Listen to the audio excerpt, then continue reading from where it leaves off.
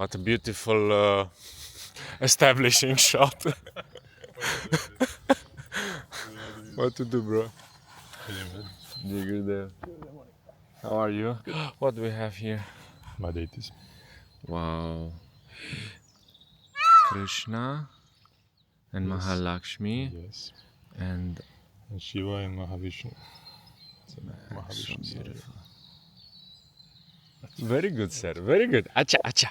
Gotta go. How far do we go? Which shoes do I get? You, Got boots. yeah, we go for a japa walk basically. Okay.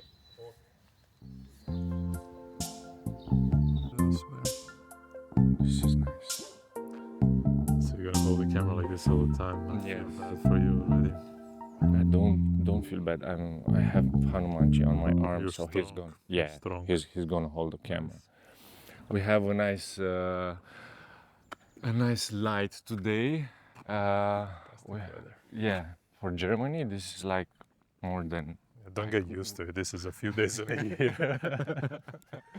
We're gonna take advantage. I'm gonna shoot or record all my episodes these days. We have Rishi. I had Aditya Jaigopal, One of the rishis. one of the rishis. I think my mic is cool. We have Rishi Jaigopal with us, and I'm super excited because basically I felt a connection with Jaigopal the moment I met him, and now basically I think it's the first time we really have the opportunity to talk more than 15 minutes. Because this is the amount of time we are allowed in the ashram to spend, because we are so busy, and people here do crazy amount of seva. So I like to take this opportunity to connect, and we could share a little bit more about the journey. So I would love to hear your story, bro, because I heard it on different occasions through satsangs. By the way, Rishi Jaigopal is saying how much he doesn't like to talk, but he talks so much. I mean, I've been hearing his satsangs since like 2018 is the channel on Yes. Telegram. Yeah.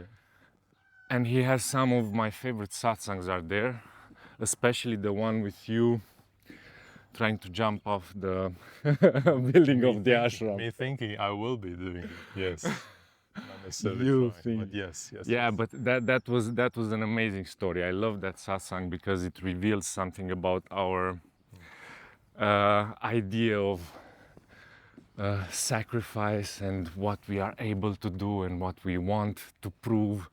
Yeah. So it was really an amazing lesson from Guruji. That's one of my favorite satsangs. Yes. And maybe we reach that point. Let's start from the beginning, bro. That's from the beginning. Yeah, how you ended up Big meeting Guruji? Where do you come from? What's your background? What's the backstory? Okay, I'll try figure out something that's relevant. I don't know. I come from Croatia. I was born there, and I grew up there. I was raised there, and I was, and I had I would say a good life. Mm-hmm. Had a good family. Had big family. A lot of us. Parents were really good. Still are. Still good people. And I don't know. Somehow throughout youth, as we all do, I was trying to figure myself out, figure out what to do in life, yeah, and so on. And then when I became a teenager, I was a bit, let's say, more aggressive with this trying to figure out, with asking questions. I was asking In what questions sense in a bit more aggressive? way. Well, I'm not just accepting any answers anymore. Like, You're the skeptic type? yeah, skeptic, yes, but also somehow I need strong arguments. Okay. Yeah, I guess it is skepticism. It is a form of it. I'm not overly Or skeptic. critical thinking, you might Yeah. say, like Yeah. healthy judgment. Yeah, exactly. It's sometimes not so healthy, but judgment absolutely. Sometimes I don't know. If I have a question Uh-huh. or if I find an issue with something and I ask about it and I'm told whatever, just move on, I'm not going to move on. It's not going to happen. Oh, you that's know. cool. Or a specific one, I have to go to church every Sunday, yeah, because I'm from a Catholic family. And I say, why? And so because that's what you're supposed to do. And I was like, okay, this is when I stop doing it. This is the moment when I'm not doing it This is anymore. where I draw the line and I Yeah. need explanations. Yeah, yeah. Very good. So like most of people around me, I was a Catholic until I was 16. Then you stop because you have a confirmation when you're 16. And you choose basically. And you choose, but you choose it because of the benefits that it brings you, which is the family doesn't annoy you. There are gifts involved and money okay. for the sacrament itself. So you do your duty, you get paid out, and They're bribing you to continue exactly, with exactly. I mean, also with social acceptance as well, you know. Yeah, But peer pressure Exactly, always works. exactly. Yeah. So I did that part, and then I basically became an atheist because I decided that whatever these people are, I'm the opposite. Okay. I'm gonna choose the opposite. You know, this childish rebellion. So I became an atheist, to my mind. But then, some months after that, maybe a year, I learned about the word agnostic. I love that word also. Yes. And then I said to myself, I think I'm more than that. I mean, I can't make a claim that I know that there's no God or anything like that. So let me just stick with the agnostic until I actually figure something out. I identify as an agnostic, Yes. like you might say today. Yeah. Yeah. I'm taking this identity. Yeah, I mean, I'm belonging to this group somehow. I'm in this position. So, and then I was like that for a while, and I was, you know, I was pretty actively searching, and I was never afraid of taking a risk or losing what I had or what I have. So, like, I would go to a university, and in 6 months, I see that's not my thing, and I leave. That's what I did with my first one. Then What university was that? economics. Economics. Okay. Yes. It was management in tourism, I think. No, nautical tourism. It was nautical tourism. Because I'm from the coastal area of Croatia, so it's all about, you know, the sea and the sun. That's the resource we have. It's a safe bet. Yeah, of course, and it has been doing well. Yeah. That's still the main branch of economy there. But I dropped out after, I think, 8 months. It was just the beginning of second semester. I was like, yeah, this is not going to go well. I gained a lot of weight. I was losing interest in the school itself, and I was like, nah, let me just find something that actually, you know, would drive me. Yeah. And then I thought that's going to be mechanical engineering. So that was the next school year. I started at university, and the first day, first class, we had physics. And I mean, it was just a coincidence. It was just coincidence, yeah. So I came there, and our regular professor was out of town. He was traveling somewhere, but coincidentally, his friend and a colleague was in town, and he could replace him. And he worked in CERN in Switzerland on the whole thing, and he was giving us updates from there. So the first class was quantum physics. Whoa. And during that class, I'm thinking, I will not be able to continue with mechanical engineering, knowing that there's something else more interesting out there. But okay, maybe I'll push myself through, you know. And then next week we had the first class. With your regular teacher? No, the technical drawing. Physics were fine. Even the regular teacher was very good also. I'm fine with physics. I wasn't fine with technical drawing because I felt I can do a better job in MS Paint because this was 2003. Yeah, so they were still using those lines on Yes. there was AutoCAD. I also did that, bro. There was AutoCAD, but yes, it wasn't like the software options weren't so available. But I felt like I'm wasting my time, and I was very slow with it because I'm somehow a bit too. You like to do things properly. I like to do it nice, and I'm not worried about time. And Okay. that's not how it goes when you work for money and you need to draw. And it wasn't my thing. So I just, after I think 2 months of that school, I was like, it's not gonna work. So I dropped out of that second one. So anyway, I was then working. You're consistent in something, bro. Yes, Dropping yes, out. yes. I had another one later on, but that's one. We don't even need to mention that one. So I dropped out of 3 different schools, universities.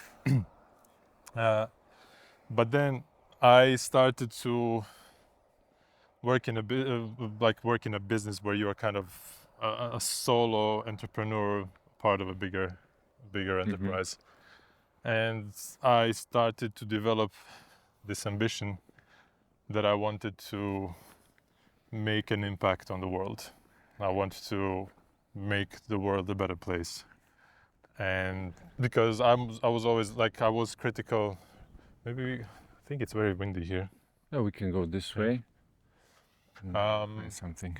I was always critical of different things. Like one of them was religion, but also generally in society and in life around me. I would always, see things that are not good enough, and I would want to change them. I mean, in myself and in everything else.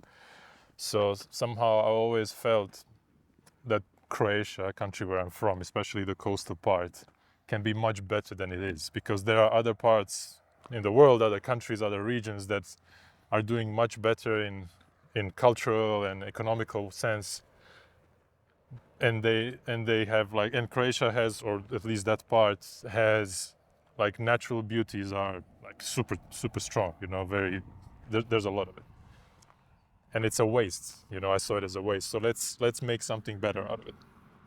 So anyway, I was analyzing how I can do that, how I can transform the world. You made a plan. Yes. Basically. Yes, and I realized that I can't just go around and talk to people, because you'll get shut down by the corrupt people, because Croatia is not Romania is so the same. much, not so much anymore, but it's pretty corrupt. So I realized I have to buy all of those people. So I'll have to have enough money to literally buy the country, and then we'll move on further. Yeah. Your brain from Pinky and the Brain, bro. Yeah. Try to take over the world. Yes, for a good cause. Of course. For a good cause, of course. What would happen in the meantime, I don't know. But then anyway, I started doing this business, and working towards my billions. And then I realized I don't really know what I'm doing. And the people that I'm with and the people that are mentoring me in this whole process, they're not really people that I would stick with for the long run. Exactly. Yeah. So then somehow I discovered drugs. So this was very this was very late. This was relatively late, because usually people do that when they're younger. I was 21, 22 already at this point, 21, something like that. So then I moved from external work to internal, because drugs made me understand things and see things and think about things that I haven't thought about before, and that I haven't building before. an empire on the inside. Yeah, it wasn't all positive. Just to make it clear, there were some negative sides of drugs. Oh, for sure. Even though I fully enjoyed it for most of the time, but it could have ended up really, bad. But anyway, through all those things, I ended up with some hallucinogenic drugs, and then it was like a big hit. It was like, what is going on? What is world? What am I? Who am I? What is all this? And very quickly, I took mushrooms, and then next week we did another round, and 1 week after that, I was already looking for something. I didn't know what it was. I was very also wild back then, and I had no vocabulary or knowledge of these things. So I literally looked for magic. I went online on Google, and I was Googling magic. And I couldn't, there's no such thing. It doesn't exist, I mean, you find these magicians and so on. Yeah, there are some, but like Not available on Google in 2007. yeah. Yes, I found out about some of those later Let's on. go this way. Maybe it's good. I found all the black magic and the white magic and all those things, but And you have Jodorowsky, bro, with his psychomagic, and Aleister Crowley and all those guys. Yeah. So I ended up actually engaging in some of those things after all. But anyway, within a week after that, I already got my first initiation into some technique, into something, and it was from that moment on, it was full time. I was full time into spiritual Wizard. things. Yes. And it went pretty well actually. Like with myself, also I was working with other people. Psychology was somehow always it's part easy of for that. me. Yeah, It was natural somehow. But then, very quickly, I was lucky enough to be introduced to Guruji, to Paramahamsa Vishwananda. Ah, really? How did that Yes. happen? Well, so we had like a team, 4 of us, who had like a healing center. Oh, okay. Yes, and one of the team members, she went out on the streets to, I don't think she went to a shop or something like that. Anyway, she met a friend of hers who was a neighbor long time ago. When they were kids, they grew up together. And somehow they were talking, and he asked what she's doing, and she said that she's doing this, and he said, oh, this is very dangerous, you shouldn't be doing this. And she said, why? She started getting, worried about it. And he said, oh, my guru says this is a very bad thing. People shouldn't be doing these things, it's dangerous. So he convinces her that it's not a good thing. So she calls me all worried, and she shares her concerns and his concerns. And I was really not into it. And I said, thank your friend for the concern, input, yeah. but we are fine. Yeah, tell him we're fine. You are fine. Just if in case you didn't know, we are fine. Yeah. And she's appeased, she goes back to him, but he again convinces her that it's not so good.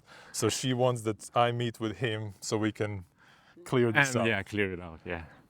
So I was not into it because the guy's arguments weren't interesting enough to me, because I was at that time, I was collecting any kind of technique and any kind of knowledge I can get. I was just devouring books and initiations and whatnot. That was my thing, like Pokemon, you need to just collect them all, and the more you have them, the better.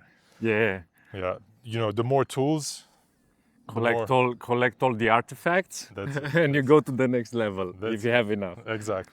Because Very then you when you have all the tools, you can choose the right one for the right moment. Exactly. Yeah, and for the right job. Multi-tool, Exactly. multitasking. Excellent. Exactly. Efficiency, bro. This is what efficiency is all about. Productivity and the spiritual path. Yeah, especially if you have one tool that does many things, that would be the best. So anyway, I want to go get rid of this guy, so we meet up for a coffee somewhere. And he's telling me about this guru and I'm not buying the story. And the guy is too nice. And when somebody is too nice, I don't trust him. Also, it's just, how to say, there's this thing in psychology where you have this spectrum between warm and competent. And warm people are generally seen, at least, as incompetent. So if you want to at least appear as competent, you need a certain level of coldness. Ah, okay. Yeah. So he was just warmth. So he's obviously incompetent. He doesn't know what he's saying. So logic beats everything. That's it. So I'm being polite there. I'm listening to him and trying to just reciprocate. Respond in a conversation. He says something, I reply with something. I'm being nice.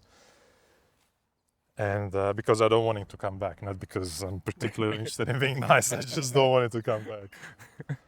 And we talk about his guru, and he's telling me how his guru is also Indian, because I was telling him what I was doing, what I was reading, what I'm interested in, and he was like, oh yeah, that's all very good.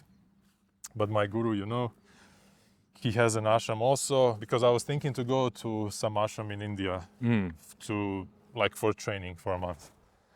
He said, oh, my guru also has an ashram. I was like, where is it? He says, it's in Germany. I was like, of course it's in Germany. That's like, every guru that wants money comes to Germany. That was immediate red flag for me. I don't care about this. He's like, no, this is very good stuff. I was there. I'm going there again now. Yeah, of course. If you were there, that's even a better, That's not an recommendation. argument, Yeah, bro. it's not a good reference. And then somehow he said something that he was 100% unaware of what he's doing. He did not do this consciously. He was not that fox. Because he's kind not of. competent. Yeah. But he said, my guru has developed this very holistic system of yogic exercises and meditations. And I'm convinced that a person of your caliber would be able to extract all the benefits out of it. And he got me. Like, he got me. He Push the right button. Yes, and I was completely unaware how played I got. And 2 weeks later, I got Atma Kriya Yoga. His guru was Guruji, Boom. and the system was Atma Kriya Yoga. And I was like, okay, there's a technique. I need to have this. And he's obviously recognizing my capacity. So, okay, maybe we've come to some kind of agreement here. I love it. Yeah. So anyway, I got Atma Kriya Yoga. This was 2009. And from your expertise and from your experience, Yes. was it a good technique? Oh, it was fantastic. It was a fantastic. But there was another thing that happened. That evening when we met with this guy, and he said, "Do you want to come see the temple?" And we were like, "Yeah, sure. Like, I like going to see it. Why would I not? Yeah. There's a temple. Why would I not see it?" And Probably here. I don't know. I don't know. I haven't been here. So we went to the temple, and the moment we entered, the smell in the temple, the scent that was in the air, I've felt it 2-3 times before that in my life, and it was very particular. There was something about it, and every time it happened, there was some awareness of something inside of me. I couldn't explain it. One moment, once it happened when I was 6 years old. I was just standing outside my house, and there was something, and I remember the direction that I was looking at, and there was a feeling, and there was this smell, there was this scent. Then the second time I was reading, I got an encyclopedia from my parents, and I was reading it, and there was like a geography section, and there was a section on India, and there was a picture of Varanasi, of the ghats there in Varanasi, of the Ganga. And when I saw that picture, I smelled the same smell. This is mystical stuff. Bro. Something's going on here. This is mystical stuff. This And then- sounds like past lives and stuff like that. Yeah. And Remembrance. then I was having some lessons in mathematics in high school. I needed some extra lessons because I was lazy in school, so I didn't want to learn. So I needed the lessons day before the test. And I went to this lady who was giving me lessons. And I was in her house and I could smell the same thing again. So I switched off from what she was saying. And then I asked her, what is this smell? Like, there's some scent in the house. And she smiles and she says, what? And like, I can tell she's like guessing something, that she knows something. I said, I don't know, there's some weird smell here. And she goes, is it maybe these incense sticks? I was like, I don't know, maybe. So she brings me the incense sticks. Hello. And I smell them. It's like, Not quite. not quite. And then she tells me that room where we were at was a temple. This was an ISKCON temple, so there was a Radha Krishna temple, and the altar was right next to me where I was sitting. That's where the altar used to be. So again, it meant nothing to me, but I could this scent. There was some remembrance. There was something going on there.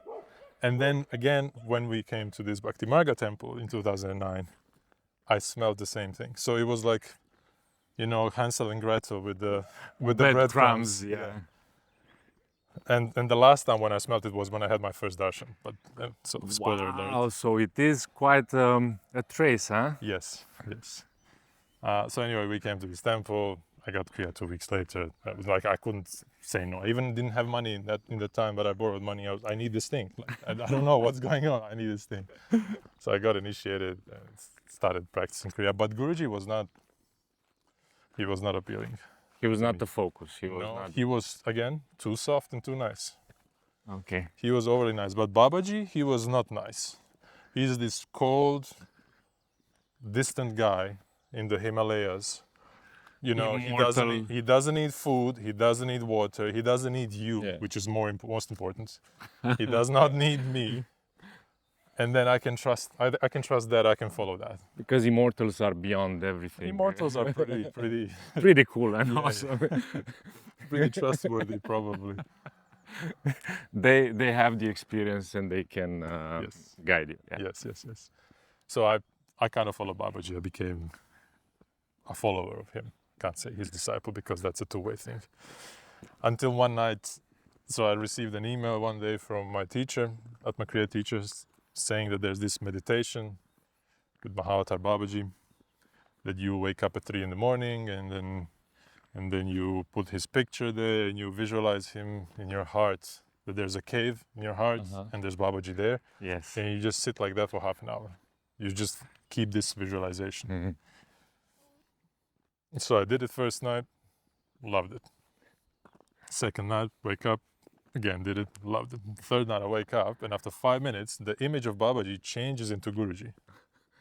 Without you doing anything. I did nothing and I was like, I'm like, no.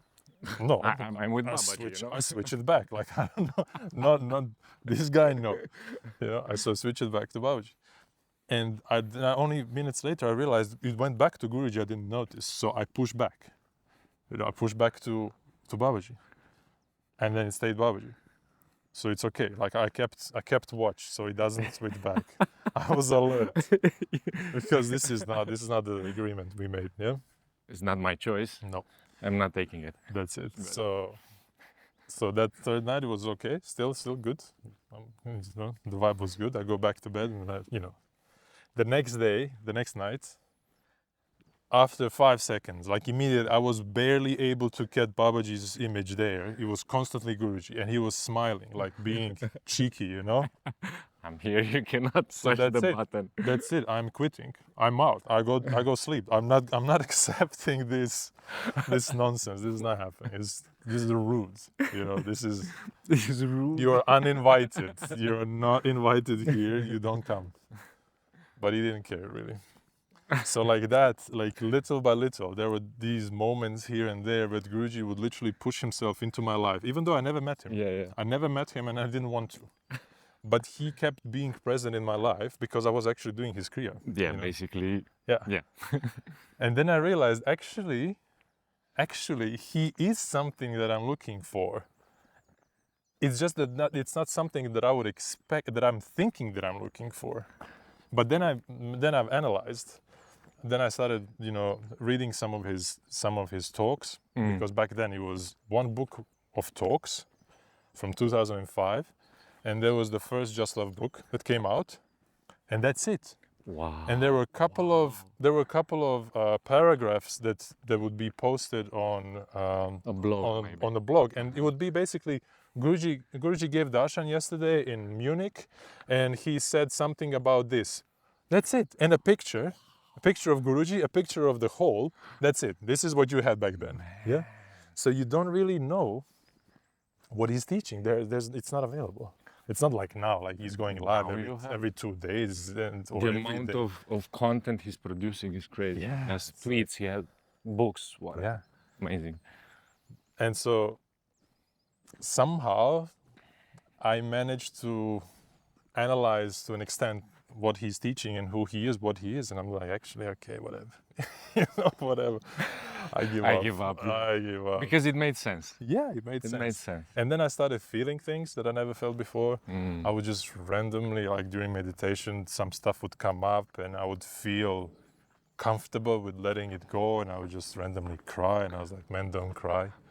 But I'll do it now because I'm in my room alone. And little by little, I started developing this trust in him based on this internal relationship that we started building. That he was pushing, like Yeah, slowly. He was but just. he was still I have to say he was being polite, even though he Of was course, he pushing. knows. He knew that if he would trigger you, you would just shut him down. Yeah, probably. So I he would did just it really shut nice. myself down. Yeah, But yeah. And then I was like, okay, actually, Guruji, yeah, okay. And then, so this was 2 years after I got Kriya initiation. Guruji was coming to Croatia. I, in the meantime, booked 2 times an interview with him. You could back then book a 15-minute slot with Guruji and then you're one-on-one. Those days. Those days. He was contemplating bringing that back.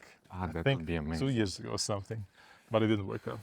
There are too many people now. Yes, true. Imagine the queue for that. It's It would be crazy. Getting darshan is a problem nowadays. Yeah. Let alone having an interview.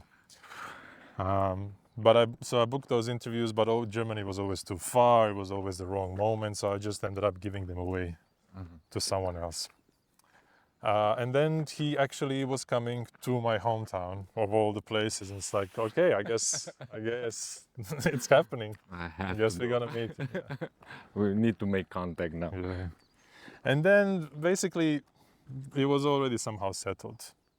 Yeah, he's somehow my guru. I mean, I've asked him the first meeting, the first darshan. I came there with my girlfriend at the time, and because I read the book of Paramahamsa Vishwananda before about spiritual relationships. Autobiography. No, autobiography. There was I read quite a few his books. So there was this one. I think these were excerpts of talks also, where he talked about relationships, and in there he was talking also about how people would come to him, couples, asking for a blessing to get married. And sometimes he would say yes, sometimes he would even marry them himself, and sometimes he would say no. Yeah. So I should check with my master because that's it. So my girlfriend and I, we were on the beach. So this was September 1st on the beach, fantastic sunset, top romantics. So golden hour. Yes, it was actual like the end of the golden hour, the best part. And I tell her this. I tell her how I read this in the book and how this all makes sense to me. So I said, so Guruji is coming, Swami, as we call him at the time. He's coming in 3 weeks to our hometown. When he comes, we go for darshan and we ask him, should we get married? And if he says, because we, as I said, as you know, we had our ups and downs, and there was quite an amplitude between ups and downs. And I said, if he says yes, we get married. If he says no, we split. That's simple. So that was a very romantic proposal. She was very happy. She said yes. We hugged and kissed. It was great. Yeah.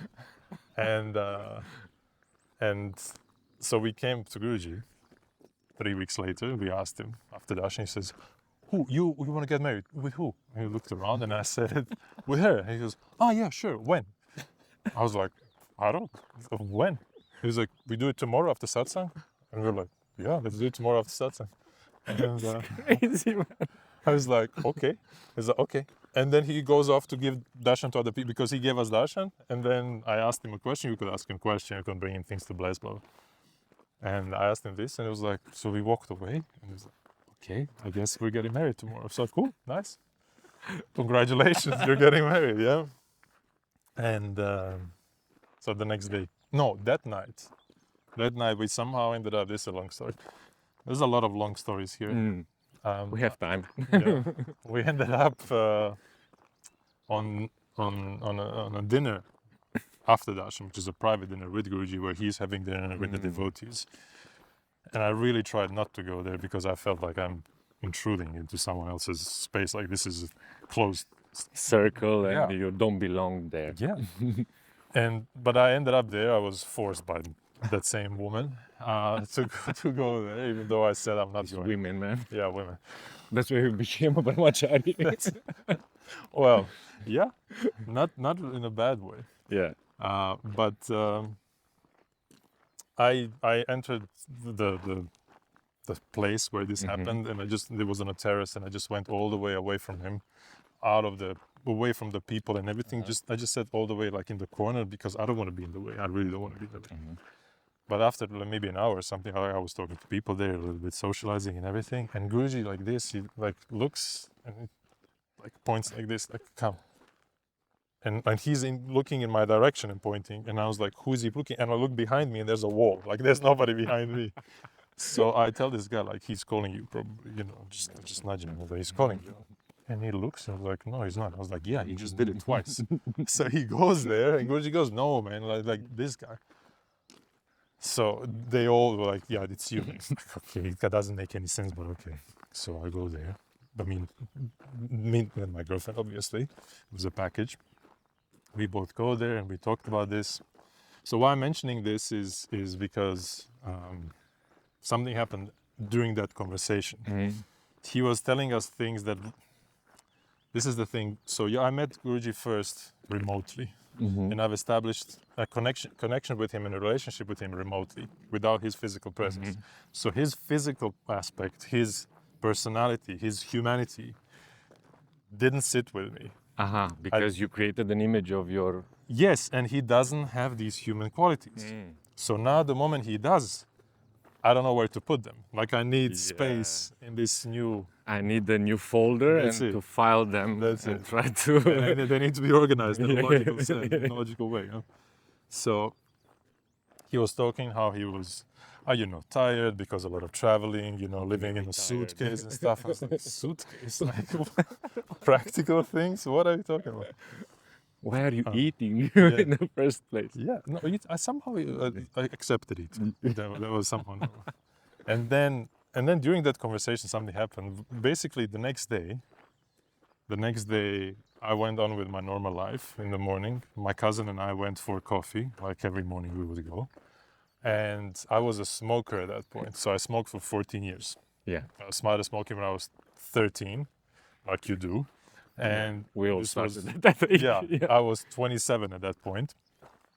And I was smoking like a pack and a half a day, something like that. Yes, I can relate. If it's Saturday, you smoke 4 packs because you're drunk all night. And it's a long night. Yeah. And I tried to quit. I really tried to quit quite a few times, but it was not happening. Your Olympic level, bro. At that point, it's really hard to quit. And you're good. You shouldn't stop doing something that you're good at. Yeah. Hey, you're young. Your body can take it. I never had any. That's the thing. I never had any bad. Enjoy it. Yeah, 100%. And it makes sense. It's socially acceptable more than not smoking. And it's also interesting. You have a cigarette. You got stuff to do. You have excuse. More wise. You have an excuse to make a break. Yeah. You're cool. Like. And also it gives you some a certain air to your persona while you hold your cigarette thinking. Yes. Yes.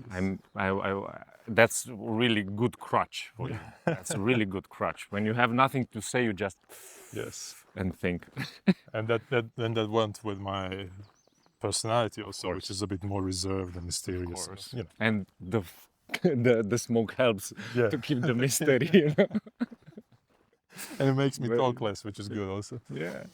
So anyway, we go to the cafe, we sit down, and after 5 minutes, he just gives me a weird look, my cousin. I don't know what he's trying to say, but then I realized I'm not smoking. So I take my cigarettes out of the pocket, and while I'm reaching in the pocket and taking them out, I feel like the physical sensation, the tactile sensation in my hand is not the same. Wow. It's like a strange object somehow, because I don't have the familiarity. Like I would never notice that. It's just something that because I've done automatic so many times. Yeah. Like I'm leaving the house, phone, cigarettes, wallet, tapping the mic. You know what it is, the essentials, car keys, that's it. Everyday carry. Yeah. You need to have them. That's it. And you know exactly where they are. And the moment I am without them, I feel off balance. I'm out of balance and I need, to balance myself. Anyway, so something's weird. So I put them on the table, but I don't take a cigarette. And then I'm realizing something's off. But okay, I have, Dharma needs to be upheld, so I need to move on. And I take a cigarette out, and the cigarette also feels weird in my hand. So I put it in my mouth, and it feels weird in my mouth. And then I light it, and it's the most disgusting thing that I've ever experienced in my life. So I just put it down, and I make a face, and my cousin's like, "Are you okay?" I was like, "I don't know, maybe I'm sick." because it's the only explanation. I'm sick. But I'm not feeling sick, but probably, I don't know, maybe some throat infection or something. I don't know. It's not working. It's not functioning. So he's like, okay, he called me weird. And I was like, yeah. And that's it, And I didn't even notice, but it was like days that I didn't even think about smoking. Like it was finished and I couldn't smoke. And then, because I didn't feel the need, I was happy that I don't have to, so I just kept it. But a week later, I was moving a friend. I was helping him move to another house, and I tried because I was now in a group of people where it was getting now weird that I don't smoke, and also I wanted to do it. I really wanted to do it. You're not gonna accept me anymore in the group. And it was still disgusting. Yeah. So just accepted it that I'm not a smoker anymore.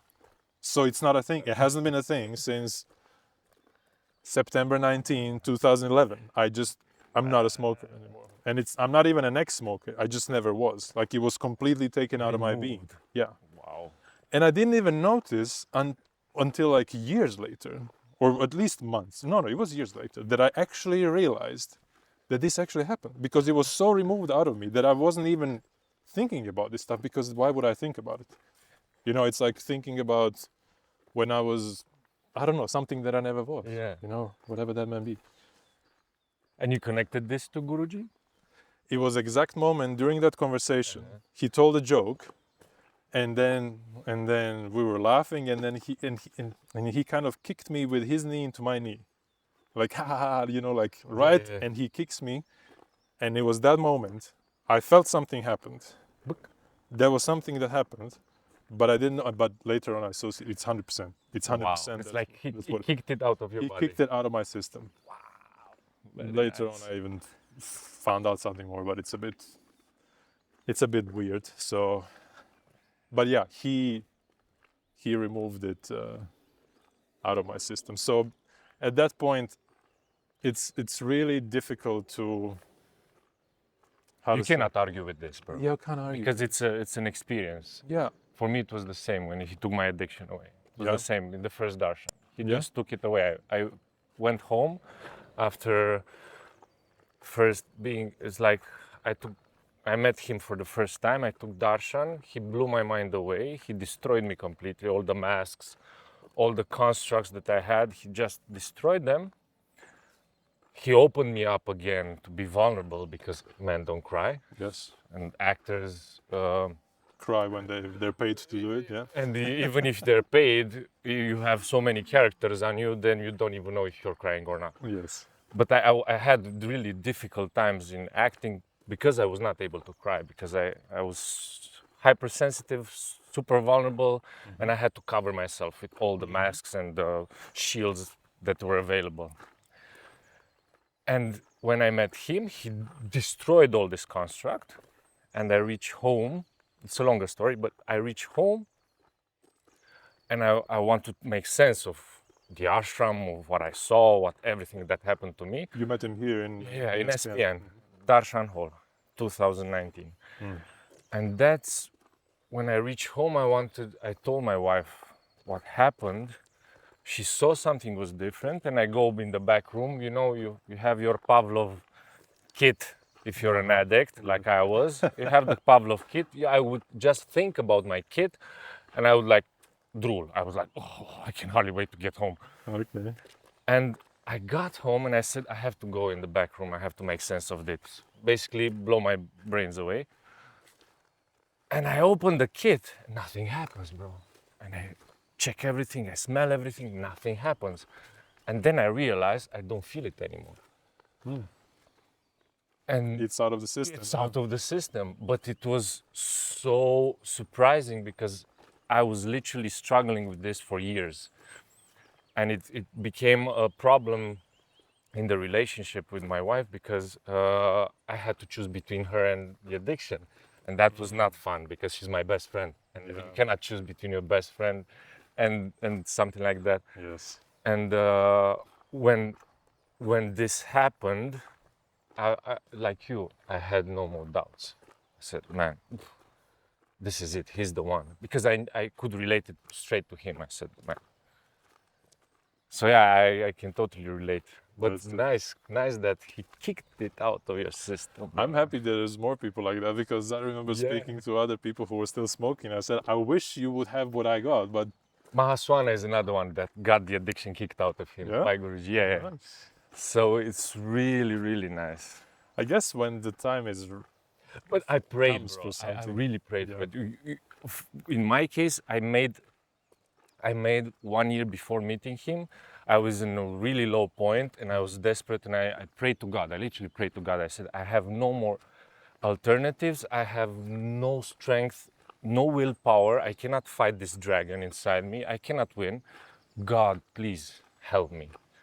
And that's what switched something in my brain, because I said, he answered the prayer I made to God 1 year before. Yeah. Then if he answers the prayers I make to God, who is he, you know? And that came all inside, and I said, You didn't think that could have been a coincidence? no. No, because the experience was so strong when I took darshan that he literally gave me the experience of unconditional love. Wow. And that's tough to argue. I cannot question that, because it was so strong, and I could relate everything back to him, everything that happened then. Nice. Yeah, so he took the addiction away from you, like the smoking. Yes. And up or down, up or down. If you choose, let's go this way. The host here. I haven't been here in a long time. I'm so happy that we do this track, bro. Yeah. You can enjoy, because what's your seva, bro? To stay in front of the screen mainly. Mainly it's in front of the screen, or with other people in the room doing some blah blah. Nowadays, or holding a camera and seeing the world through a small lens. I don't actually operate the camera. Even when I was more involved in that, I was not really operating much. I was more somehow in a producer role.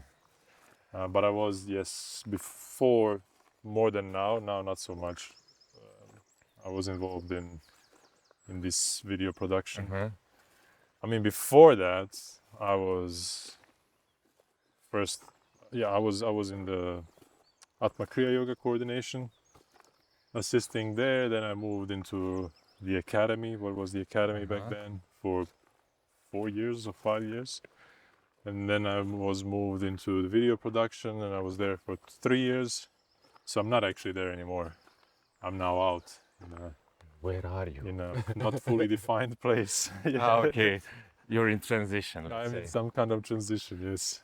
So I'm doing stuff, but it doesn't have a label on it. So I just keep... But someone has to do that. Well, especially for a person that needs certainty in his life, and he likes folders. It is a challenge. It is a challenge, yes, but sure. It's an in-between gray space where Guruji is placing you, so you just accept it and what to do. To an extent, yeah. But yeah, sure. That's the part of the work is to define it. So it'll come. But so, let's go back to that first meeting with Guruji. Yes. 2011. He took, after that conversation, you had that amazing experience. Yes. And then how the story Well, goes. then during that conversation, we spoke about this wedding that was supposed to happen on the next day. Yeah. And she said that she doesn't have a dress. And he said, well, you don't need a dress. I'm sure, cool, even better. Because both of us were of an opinion that we're not getting married.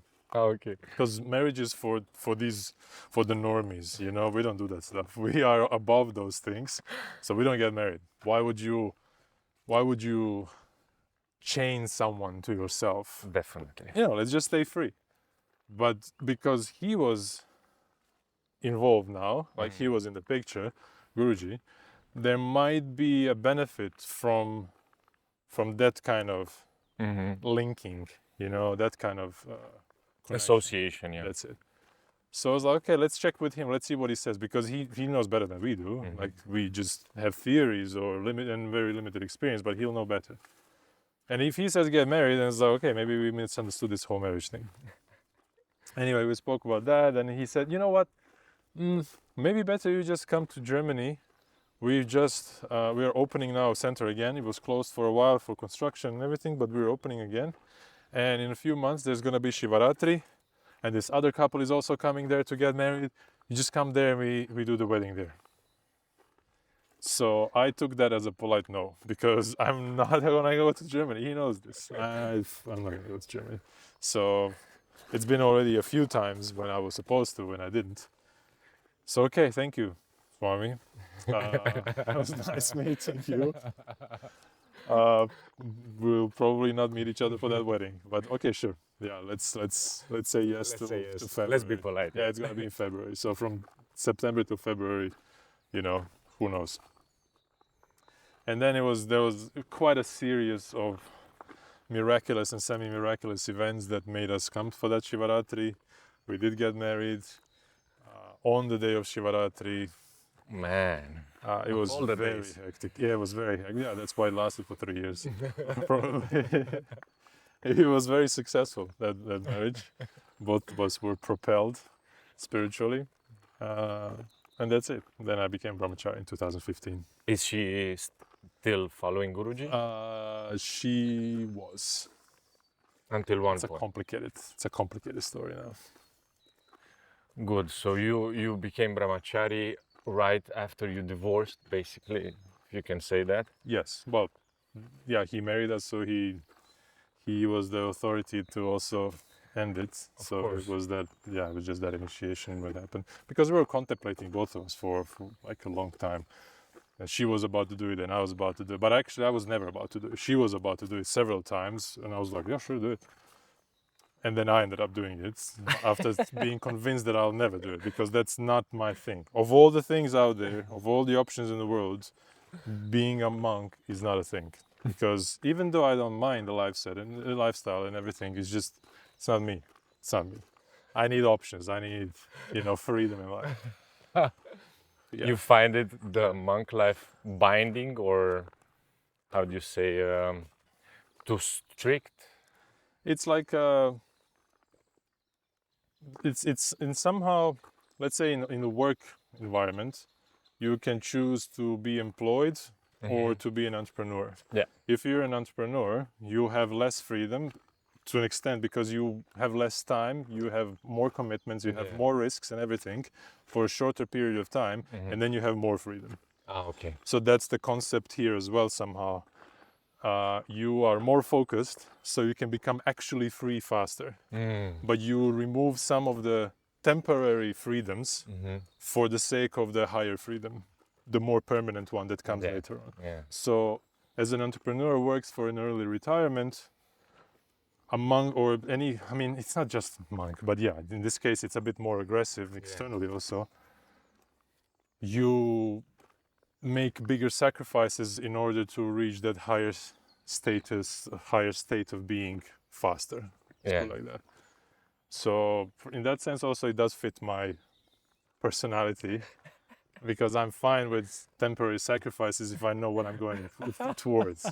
If I don't have the goal, I won't be fine anyway with anything. So I need a meaning, and the higher the meaning, the better. The more I am comfortable with life. And what's the meaning for you now? What's the goal for you now? Well, I somehow, it's a strange one. The moment I've accepted this current goal, which would be basically just to, it is this, how to say, it's the perfect state of being in just being in love. I'm trying to find a non-sectarian definition. You know what I mean?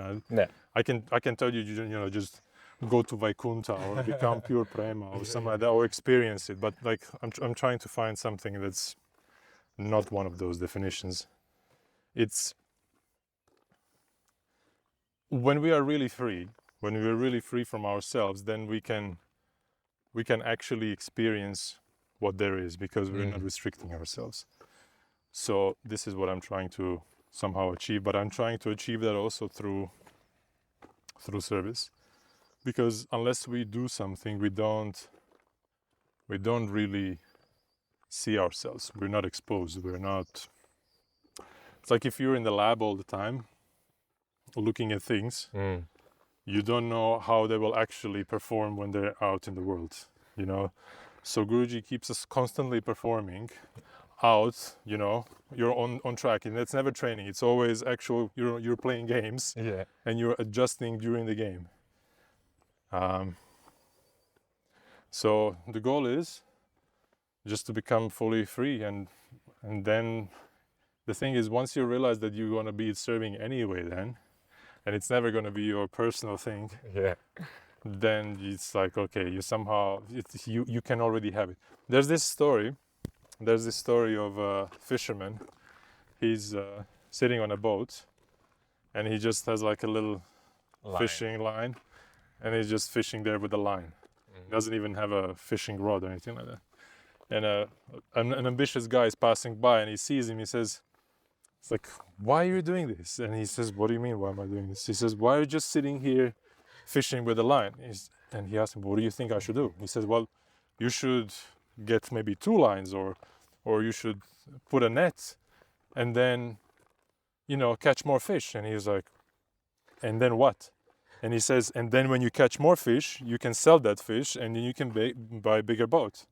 And he says, okay, then what? He says, but with a bigger boat, you can go further out in the sea where there's more fish, and you can catch more fish, or even get a bigger net, and then you'll catch more fish. And says, okay, then what? But then you can sell that fish, and you can even buy even bigger boat, and have even employees, and Have a fleet.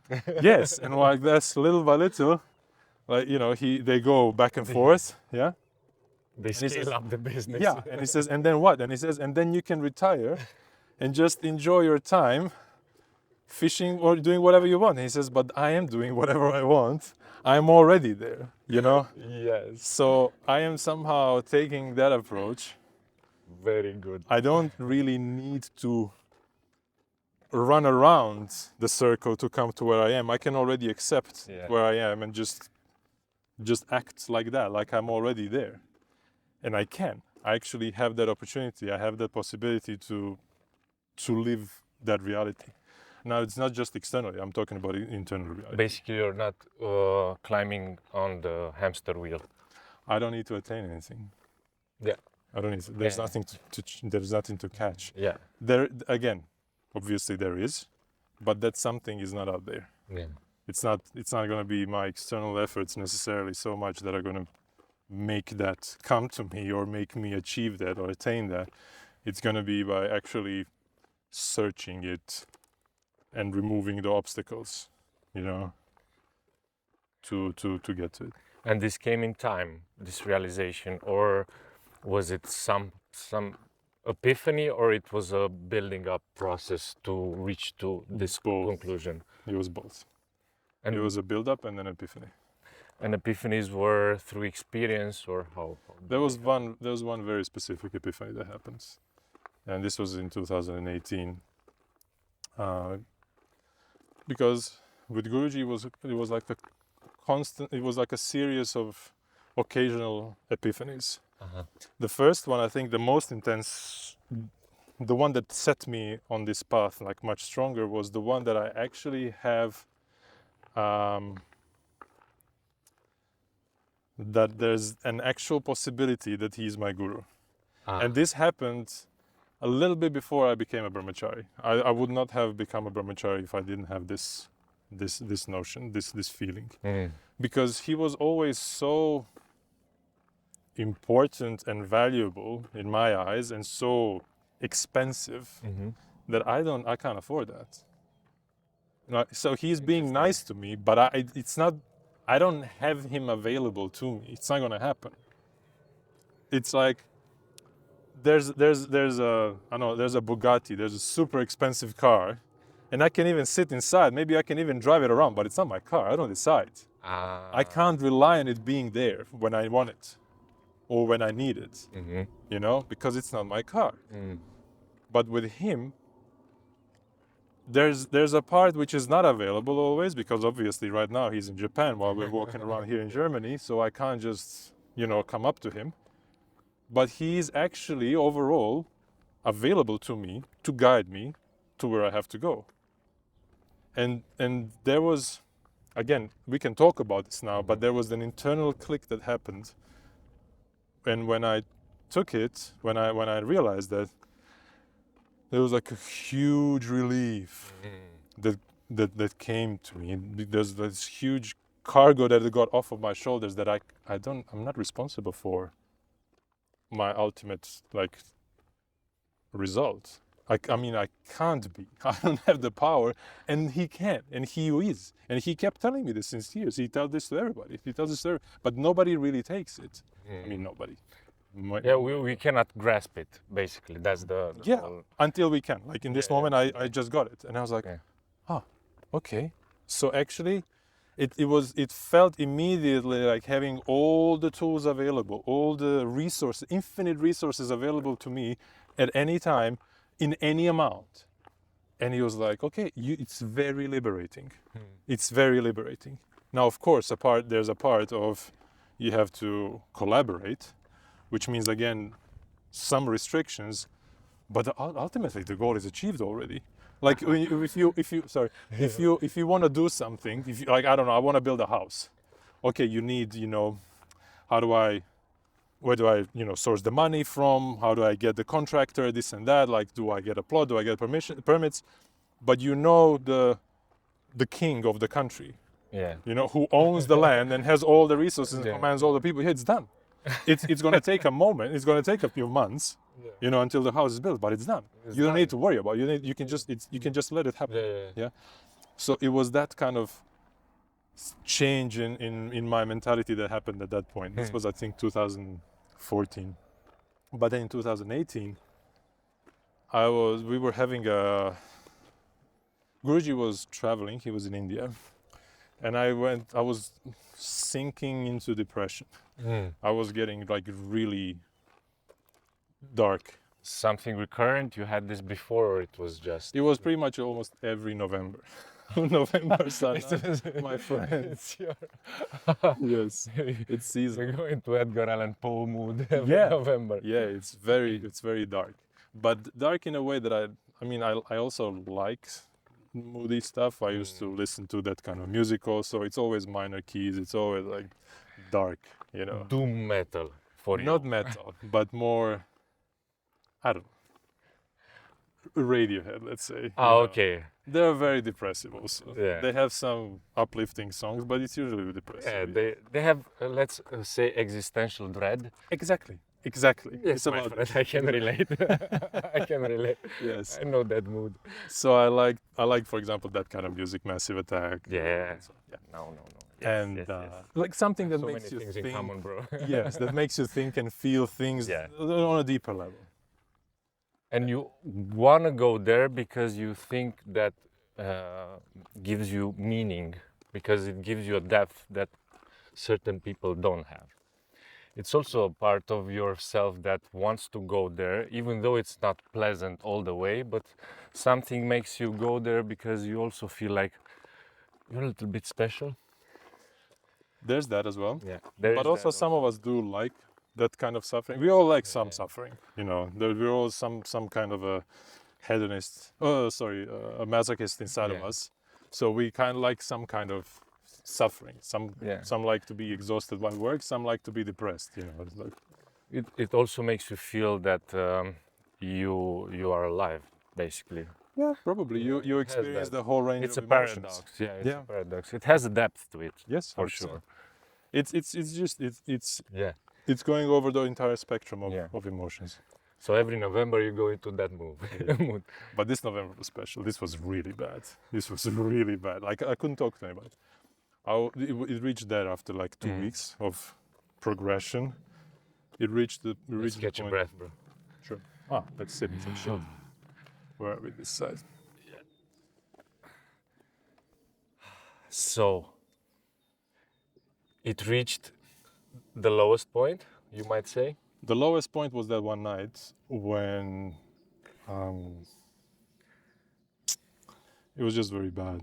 But it wasn't really bad. It was, for that period, especially at the end, in those last few days, especially the last day, somehow everything was on the table.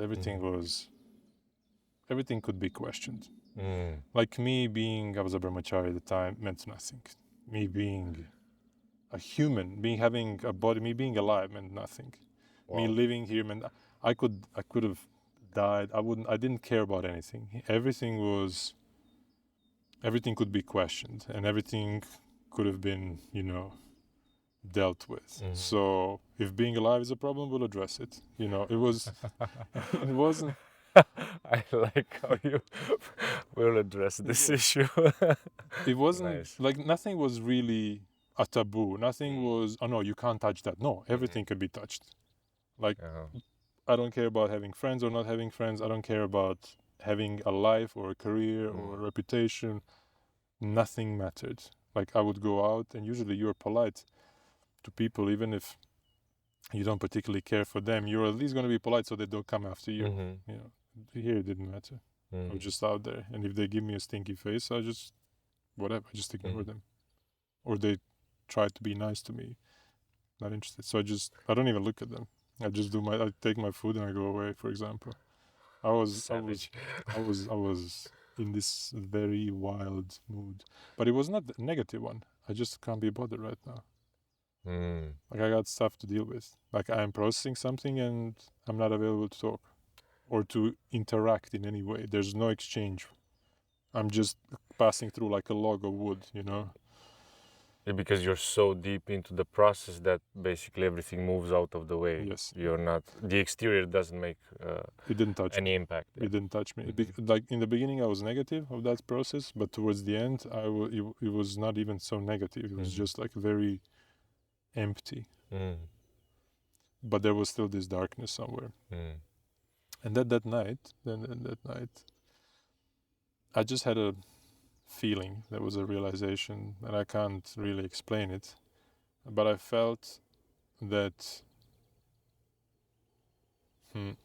beyond the body, beyond the mind, beyond all these identities that I may have of being this or that, or there is a part that is me, which I already knew from before. I had an experience of me, but now I had it linked with Guruji, and it's not Guruji. Even him being my guru was irrelevant in that moment, because it's who cares which relationship we're in.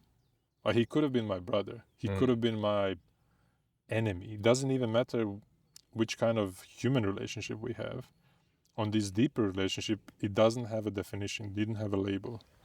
It was just some inseparability with two of us. But you felt that inseparability. Yes. That's and there's nothing I can do to get him because he's already there, and there's nothing I can do to lose him because there's no such possibility. There were only two things were actually true in that moment. It was my existence and this inseparability with him, this link with him, and it was a link of he is superior to me. Now it's not like a boss or like a or I don't know, a commander or like an older brother or a parent. It wasn't any of these human relationships. It was just this. The nature of things is like that. I exist, he exists. We can't exist separately, individually. There's only a matter of being aware of it or not. That's the only thing. I can lose awareness of him. I can forget about him. Like, I can switch off. That I can be switched off also. You know what I mean? But it will still stay like that at the core of things. This would be a mental forgetfulness, Yeah, but on the deeper level, you cannot. I cannot erase anything. So from that perspective, I actually I can't have a goal. There's nothing to achieve. It's already there. It's only what plays out outside. Now, if I do something stupid and I go away from this luxury, then I will experience pain. I'll experience suffering. So if I want that, then I can go there. If I want it, it's like, if you want to feel warmer, you put on more clothes. It's not a good or a bad thing. It's just a thing. If it was cold, you would want more clothes, and if it was hot, you would not. You would perceive it as bad. But it was in that point where I was, there were no good and bad. There was none of those things. It was just. It was unavoidable that him and I are together. So right now he's my guru. But I know there were lies when he wasn't. I might have even been his guru.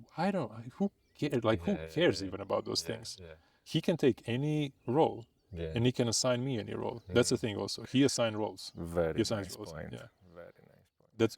But it was so perfectly clear, and I couldn't care about it. And it's like those moments you think it's gonna be.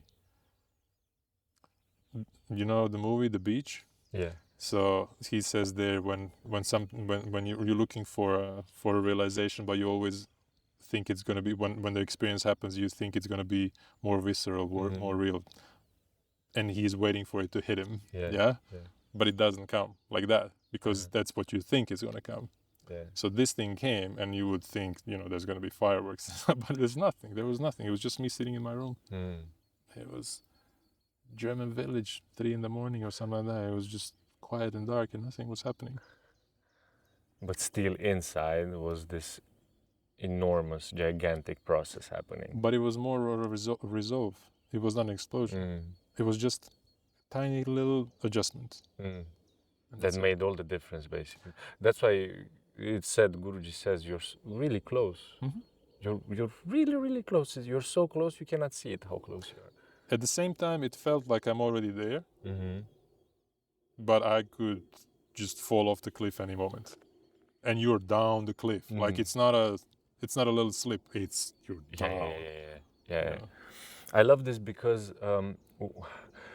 Bhakti Marga basically means the path of devotion. And sometimes I feel that there's a misconception towards Bhakti that you need to be happy, happy, joy, joy all the time. Kumbaya, holding hands, and let's jump and dance in the field with a rainbow and angels flying around.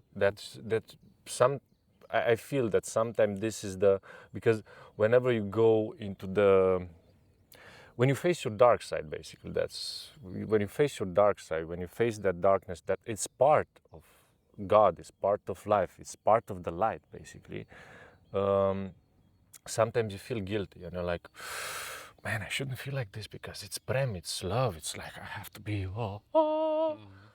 And I love what you said now, because this type of realizations, I haven't heard accounts of this type of experiences. I've been down that path. Sometimes I went so low at one point that I was, like you said, I was this close to jumping off the cliff, and that was it, And in that moment, I never had, because I was agnostic like yourself. So in that moment, not having God in my life, it was only the void, it was only the dark. But you going there, visiting that place, knowing that you have God in your life, makes it a complete spin-off of the experience. And you have it's an amazing experience, really nice realization. Because it brings up something beautiful in the nature of God. Because He is embracing all this. And like you said, He assigns roles. And who are we to say if something is good or bad? But for me, because in these agnostic years, I was also very aggressive, let's put it like that. I was very proactive in trying to figure out the deepest answers.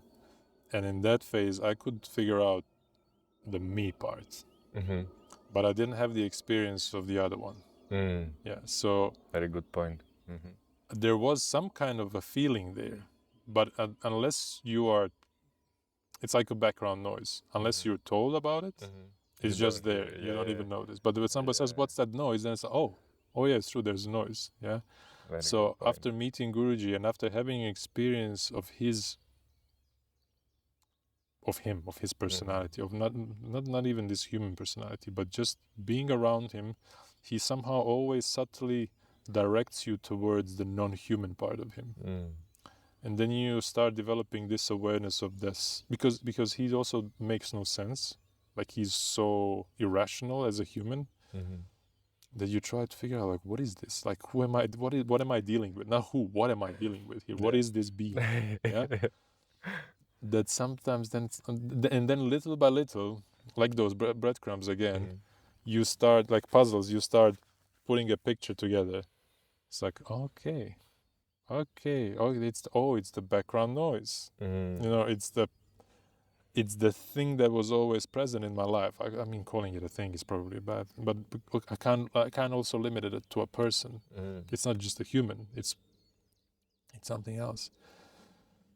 Okay, then it was there, and then that night, I could actually connect these two and see the relationship, how it is, and then you somehow find the sum of all your experiences leading to one result. You know, you can't really analyze it, you can't put it in words, it doesn't make sense. Like all these things make no sense to somebody who hasn't experienced something at least similar to it. But at that point, it just makes sense. And somebody can say, I was thinking about, like, what would I do if I would debate somebody like a hardcore atheist who knows everything, has everything figured out. He has all those good arguments. Not the bad ones, the good ones. But even the good ones. Anyway. And they would say, yeah, you're hallucinating. What would I say? On one hand, I really don't care because I know what I have my experiences. I'm fine. But again, if it's a room full of people, you know, what do you say there? It's like, I don't know. Does this person know what I'm talking about? No, they don't. So it's like, I'll need to leave it to that occasion if it really happens. I can't predict, really. There is, of course, analysis, there's logic that can be applied to certain things, but you cannot, there's just things that you can't explain because they're beyond the mind. And it sounds sometimes like a cheap cop-out. Like, oh, it's just beyond the mind, you won't understand it, you know. But sometimes they really are. They really are beyond the mind, you can't explain it.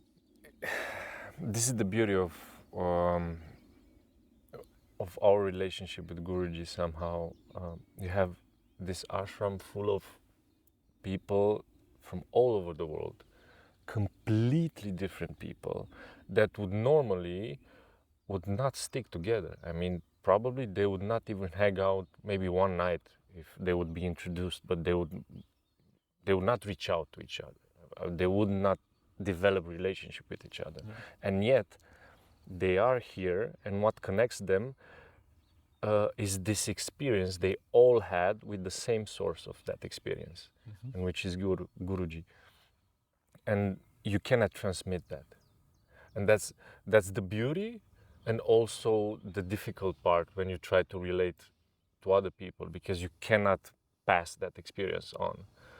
But like one of my favorite stories, I don't know where I read it. I tried to find it, but at one point I had this thought.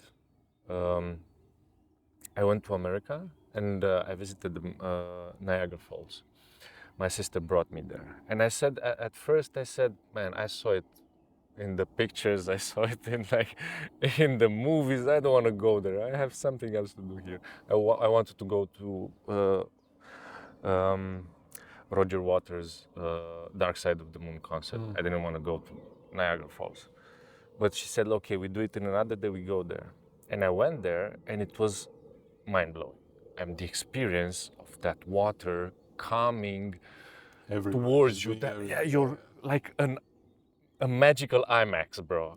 That's what I would imagine that the future of cinema would be. Like, you sit in the IMAX and you have also the other senses activated. That would be like, if you had that experience of Niagara Falls, that means we reached the peak of cinema, bro.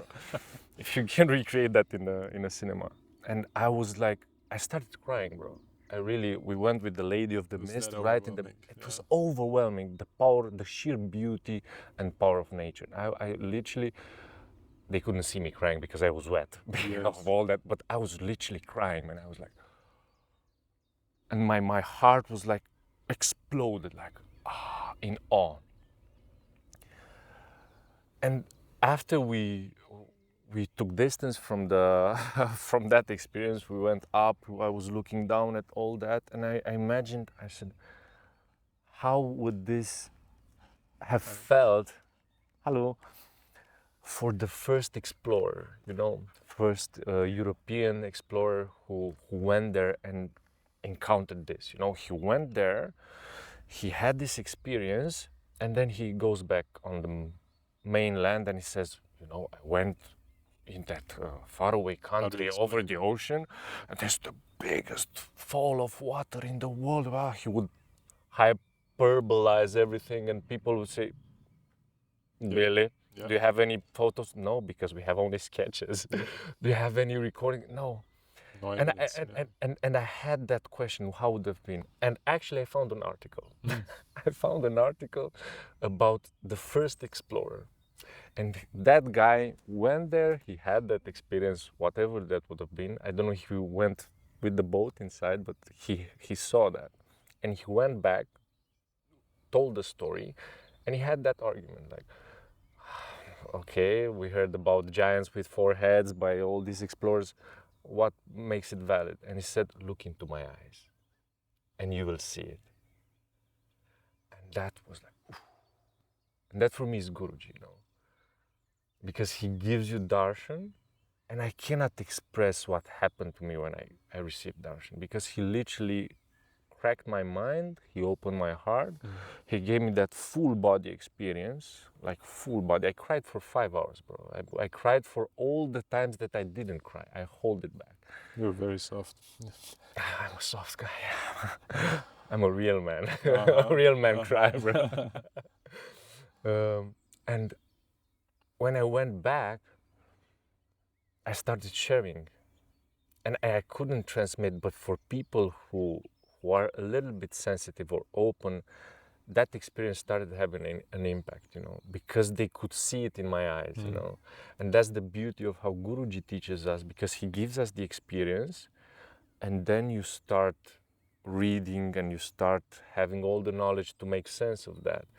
But for my mind, which is similar to yours, I needed that. He needed to crack me open in order to reach me, and then I could like accept it and then go full on.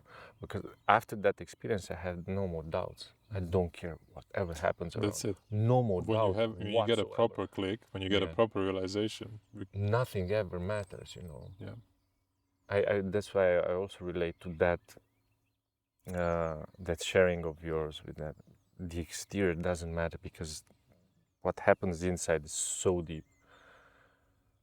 When I had this first time when I discovered the me part, like the self, it was actually a process that you go through, and there's like a therapist that asks you certain questions and takes you to the point where you basically empty the contents of your mind, where you're just you can't identify with anything else.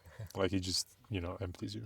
And with me it was difficult because I was just refusing to accept the truth, and he was getting really upset at a certain moment.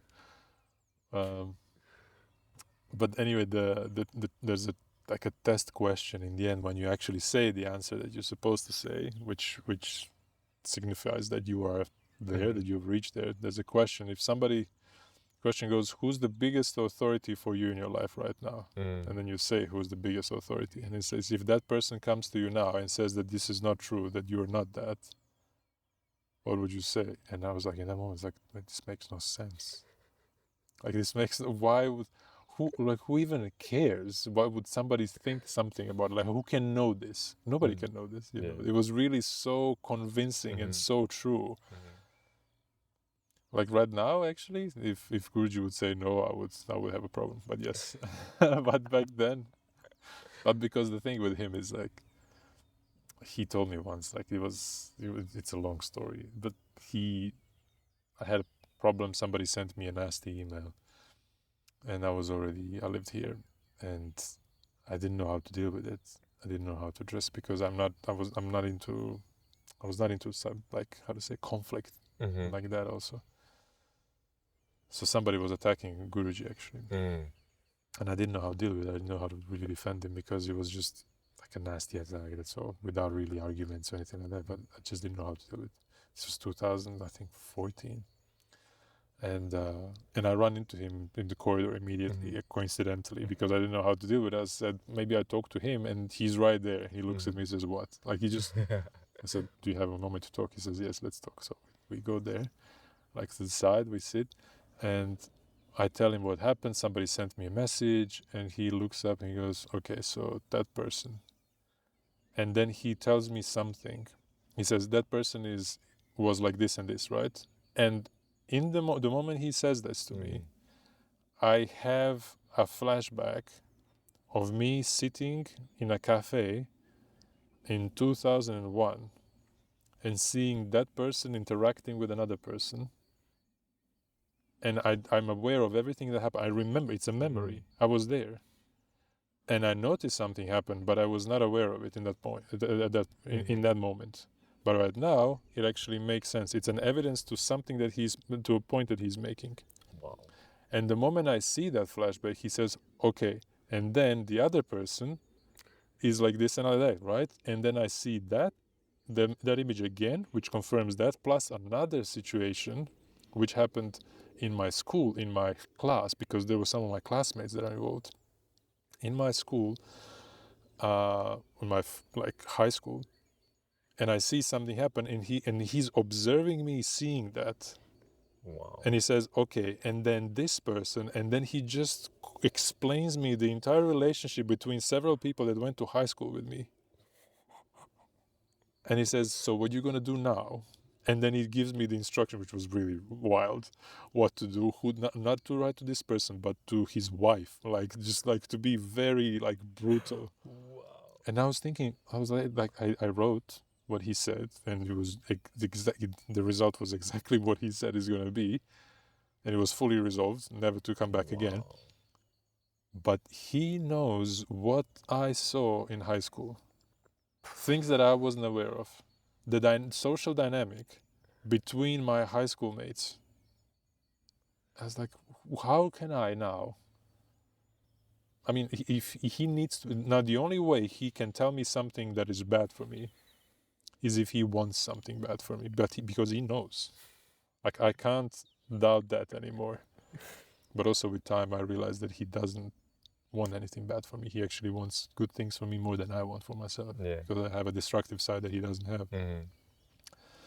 And he also doesn't need anything from me, so there's no selfish motive from his side. There's no agenda back. Yeah. So it was like these several realizations helped me to actually trust him almost unconditionally, as much as I can. Actually, I need to try to be more unconditional because of the resistance. But yeah, if he would say that what I feel is wrong, okay, I would question it. But I ran this by him, and he ticked the box. Approved. He said it's good. So it's what I'm fascinated is the way he is able to tap into the specific personality of each individual and to run through the presets in that person's mind, yeah. Because what you just described, it's a really specific way of relating with your type of connections and your type of personality. 100%. Because what he does, how he relates with me is specific. He pushes the nuanced button that only he could do. Yes.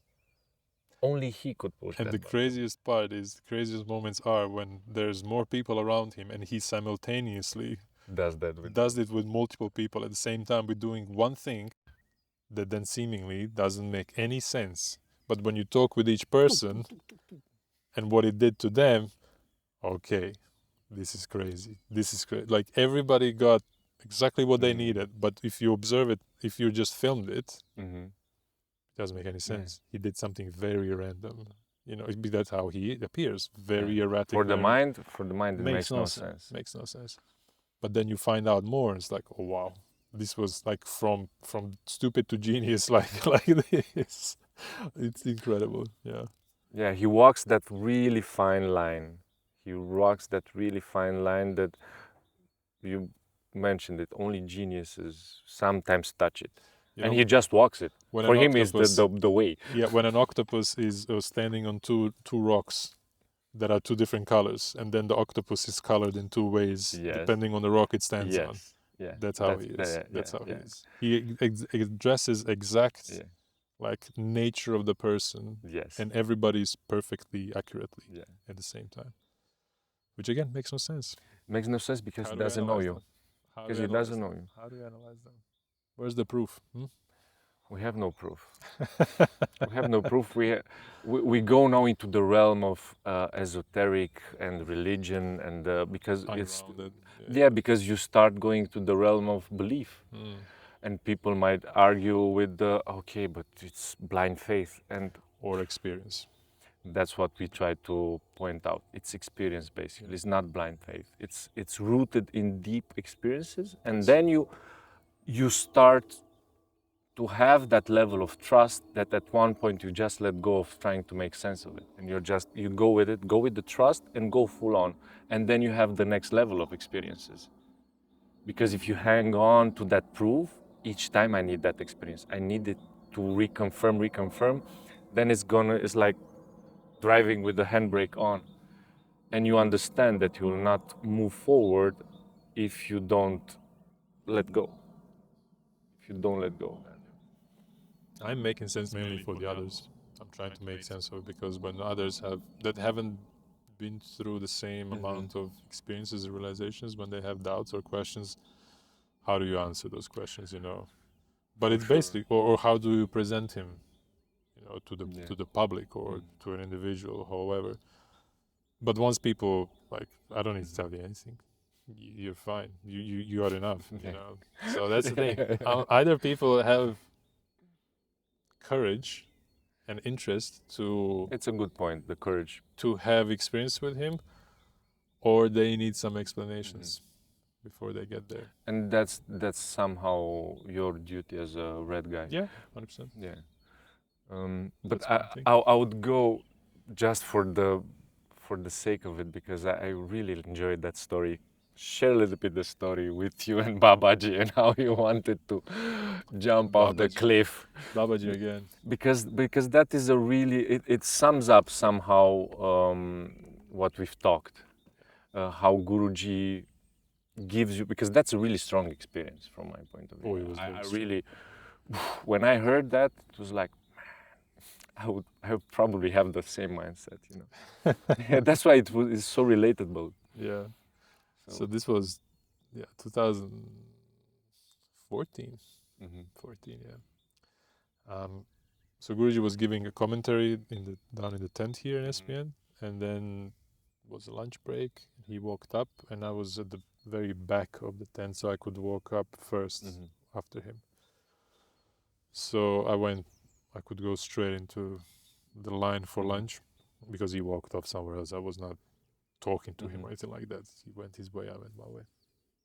And then I was waiting there in line for lunch for them to start serving, and almost like very, very quickly, very shortly, he came from the other side there, like he was on the other side of the dining hall, and he just shouted at me something which was very private, something about my wife at the time, and I was like, whoa.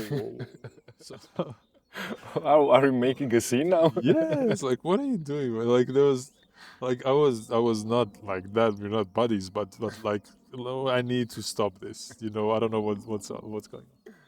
So, and there was still nobody. There was maybe 2-3 people there. Everybody was still on the way up. So I moved to him like rather quickly, so I can push him out of the room into the next room and close the door, like politely, while like having a conversation and answering his call, but still like, let's get him out of the, because this is not the stuff to yell around about. And so anyway, we sit there and we talk, and we're talking about some some private things that were going on in my life at that time. But what was relevant was that around 2 weeks prior to that, for those 2 weeks until that moment, I kept somehow remembering the story.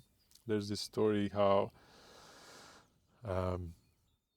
there was a guy looking for Mahavatar Babaji. So I don't know if it's a real story or not. You never know with these things. But he was walking through the Himalayas. He was looking for him, going from a cave to cave. People would tell him that he was spotted here, there. There are some people who might be connected to him.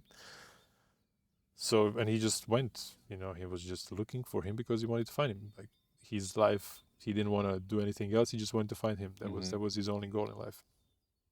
And he does come to some plateau, and there's a cave, and Babaji's there. Like there's a couple of guys meditating around there, like how you would imagine it. They're not working on a computer. And he approaches Babaji. He bows down. He's thrilled to see him. I don't know how he recognizes him, but I guess he does somehow. And he says, "I finally met you. I finally found you. I want to be your disciple. Take me as a disciple." And he says, "As far as I'm concerned, you might as well just jump off the cliff. Like, I don't care about you." So he goes and he just jumps. He jumps off of that cliff where he came up, and just splattered down, he's just smashed down. And Babaji sends his disciples to collect him, pick him up. They bring him up, and he puts him together and brings him back, and he's okay, you passed the test, you can stay. So I was thinking, that's a wild story. It's a very wild story. It's very, but again, for the yogis, this is like, oh yes, this is it, like very low bodily conception. So body is not important. We're about the soul. So I was thinking about this. If Guruji would tell me to jump, would I be able to do it? Like, how good of a disciple am I? So I was thinking, I actually don't have a problem with dying. I do have a problem with pain. I don't like pain. So would I jump? I would probably jump. I would just, it's a jumping. It's a quick quick death. thing. Yeah. You just, death. but no, even the jumping is very quick. Yeah. You just need to jump. Yeah. It's not something that you need to do constantly for like. Yeah, if you choke like yourself, you cut it's it's like a long process of but dying. just jumping off, and there's no pain in that moment. It's probably never going to be pain if you do it properly. So I was like, I just need to do it properly. Because I need to be efficient, no? Yeah, don't show this to any kids. So I was thinking because there are no mountains around here in SPN. There's nothing. There are no tall buildings. There's nothing. A couple of trees. Yeah, so the ashram, the way it is, also it's pretty low. And there's grass everywhere around. And then I realized above the delivery entrance is actually the highest point. Yeah. And there's concrete down. Yeah, it's pavement. So if I jump from there head first, I'm good. Yeah? Because That's your superpower. So if I jump somewhere else, I may just break my... Yeah, that's a mess. You Insurances in Germany. Stay paralyzed. Paralyzed is the worst. For me, paralyzed is the worst. Like in terms of fears, that you need to depend on someone else for... Let's not even go there. So while I'm having this conversation with him now, this comes to my mind. And I was like, is this why I was thinking this? Like, I was very ungrounded at that time. It's like, maybe this is the time when he's gonna tell me to jump. It's like, okay, am I ready? Prove myself. I'm feeling ready. Like, he's talking to me, but I'm thinking, am I ready? I'm ready. What was it? Delivery entrance. Yeah. But then he asks me a question, so I need to focus on him again. So we're talking, and at a certain point, he's asking me like, what do I want with life, and this and that. Like, and I said, I don't care, Guruji. I only want what you want. Like, I don't have any wishes in my life. I mean, absolutely wrong and false. And the moment I said it, he kind of looks away. He's like, not interested. And I'm not accepting that, because this was a big statement. He better acknowledge that I'm very surrendered. So I'm looking, I'm getting his attention again, and said, Guruji, I want to do what you want me to do, okay? He's still not, like, he's not even hearing me. Like, he's not in the room. And there's just him and I in the room, nobody else. And I'm like 1 meter away from him. And I was sitting on the floor, he was sitting on the bench. And he's not registering. It's been like 10-15 seconds, and I'm like, this can't go. Like, so this is the moment. This is when I'm ready now. Like, I can't miss this moment. Says, Guruji, what I want to do is what you want me to do. I want that my will is aligned with your will, and I'll do whatever you want me to do. And he just turns to me, and he gave me a look. The moment he looked at me, I knew I'm done. I don't know what's happening, but I am not going to like this. I'm not going to like this. He has that intense look. He just gave me the look like, oh, you're done now. And I was like, just looking at him. He says, yeah? I said, yes. I said, yes. He goes, okay, but he just switches his energy. He's very cold and distant. He says, okay, get up. I get up. Like, he's very, like, dismissive. Like, no appreciation for me, nothing, no niceness, nothing. So get up. I get up. He says, take off your clothes and go there. Like, points at the dining hall. And at this point, so we were there for like 15 minutes or something. At this point, there's like 250 people in that room having lunch, trying to get through, take more, just take food and go out. It's traffic. Devotees. There's traffic and it's packed, and I know all these people. And I'm when you go in this shock. Yeah. So I'm hearing like this tinnitus noise, high pitched noise, and just the voices of people there. In the distance. And I'm feeling the sweat coming out of my body. Just immediately, I'm being overwhelmed with fear, with shame, with I don't know what. And he's looking at me, he's looking around like he doesn't even want to be in this situation, but I'm forcing him to be in this situation. That's how he's acting. Like he's even putting responsibility on me, like extra cargo on me somehow. And I'm just I'm frozen there, standing. He looks at me, come on, what you going to do it or not? So I now was thinking that I'm ready to die. How can I say no to this? Of course I have to do this, but I can't. And I said I'll do whatever he wants. But now he tells me to do this, I have to do it. So I start.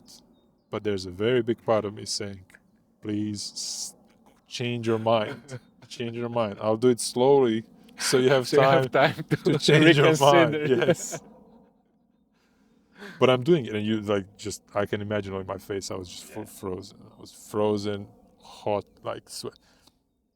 So I was taking my clothes off, and he's checking his watch, like he needs to go, like I got stuff to do, like there was that kind of mood, like impatient and everything.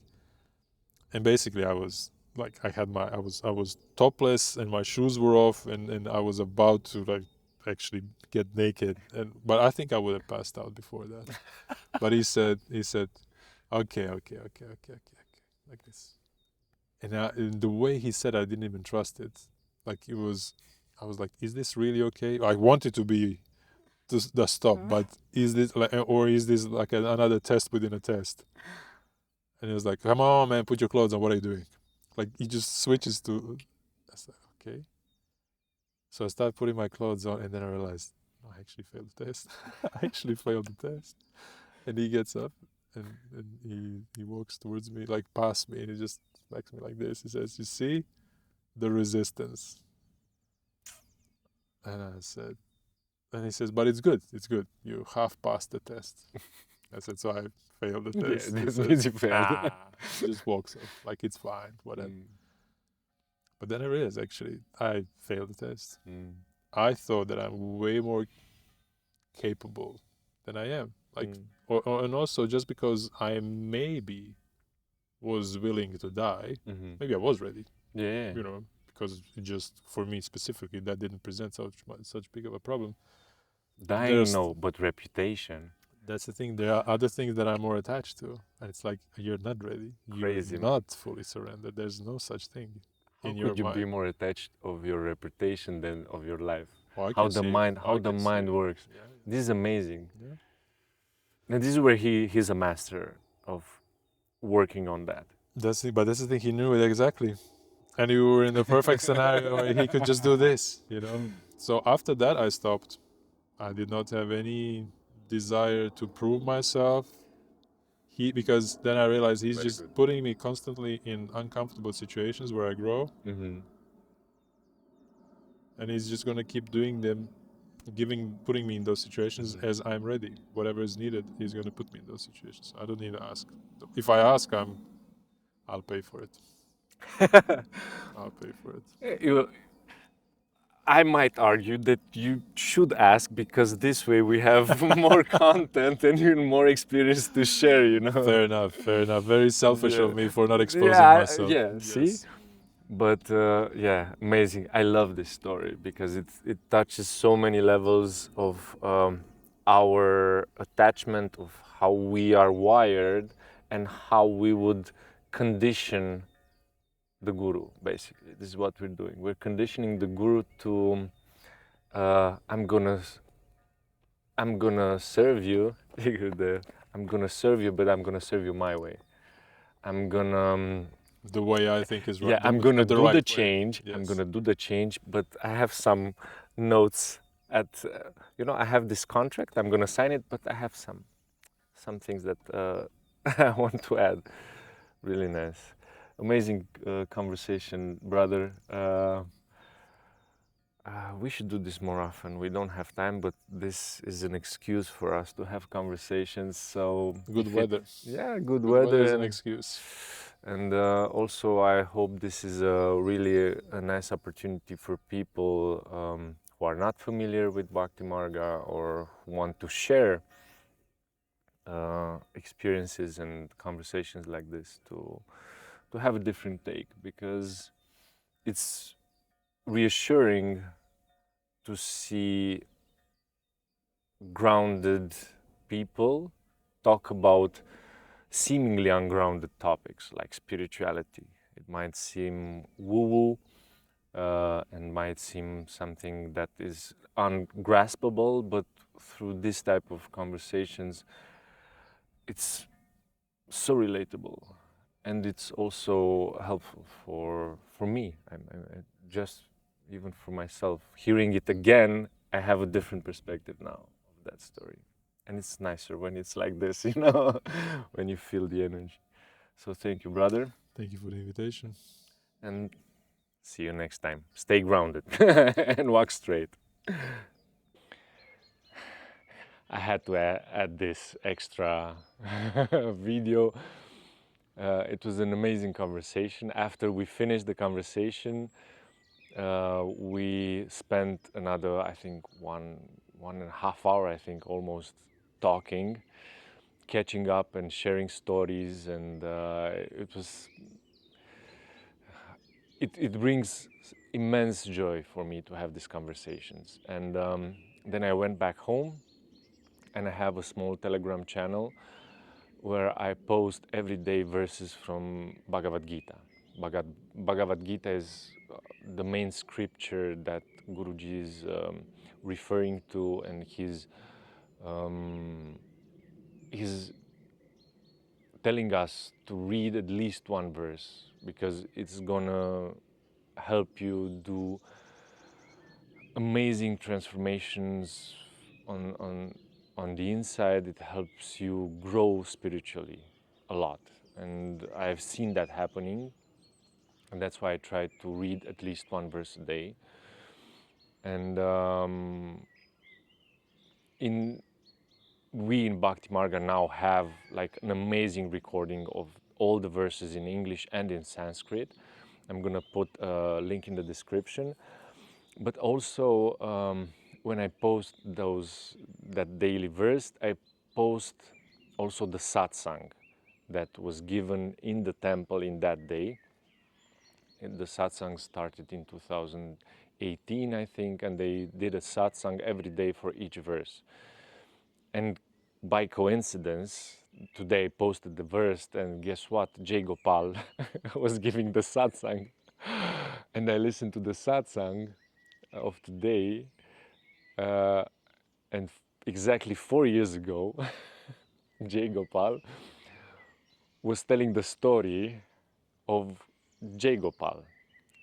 He was referring to himself at the third person and telling his timeline, trying to make a point for today's verse. And that maybe it's going to be also interesting for you to listen to this. I think I'm going to add the satsang at the end, just as audio, so you can also enjoy. Yeah,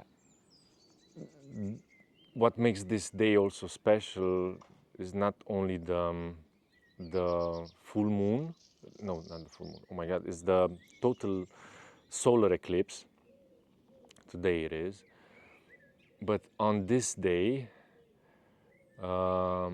we received our main mantra. which is Shirivitala Giridhari Parabrahmane Namaha. And actually, peacocks. Actually, peacocks. Because this is the life. In the ashram, you have peacocks walking casually amongst us. It's good that I left the door open so he can get out of the garden.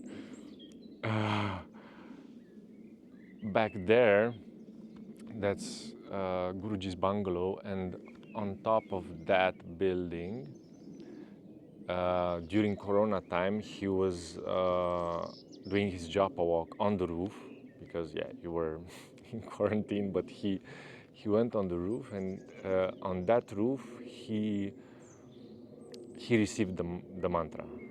He received this mantra from Giridhari, basically.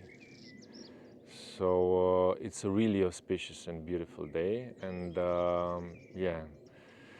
I'm gonna put a link in the description with the mantra. It's an amazingly powerful mantra if you chant it, if you listen to it, if you share it, if you do a japa.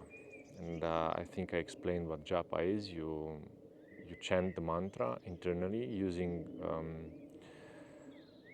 japa mala. Maybe I'm gonna make a video about this and share with you. You can buy a japa mala from the shop. And just chant. Guruji says this is the most important thing that we can do as a spiritual practice, especially now, in this age we are in, where our mind is continuously bombarded with information. We do our japa to the phone, we just use our phone to scroll down into oblivion, but we could do it with purpose, with meaning, with the name of God, because chanting the name of God gives us the opportunity to change the program, to change the mind. So it's quite a special day today for us, and hope you enjoy the content, and check the links, and try to remember God in your life. Try to remember God. And if you could do that by chanting His name, I think that's the most efficient way of doing it from my experience so far. So stay grounded and walk straight towards God.